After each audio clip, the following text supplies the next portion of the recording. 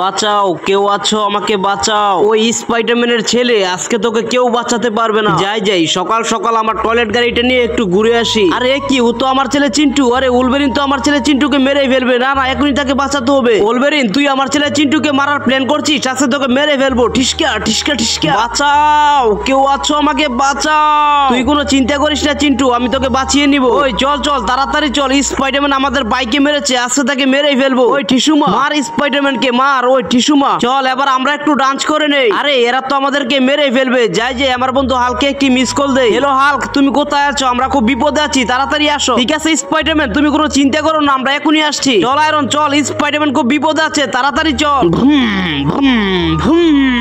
Hello বন্ধুরা, হালকি পারবে Spiderman এবং তার ছেলেকে বাঁচাতে? সেটা দেখার আগে তোমরা যারা যারা স্পাইডারম্যানকে ভালোবাসো তারা এক্ষুনি ভিডিওটিতে লাইক করে চ্যানেলটি সাবস্ক্রাইব করে দাও। ওই তো বস উলভেরিন, তাহলে চালাগুলি। ঠিসকা ঠিসকা ঠিসকা।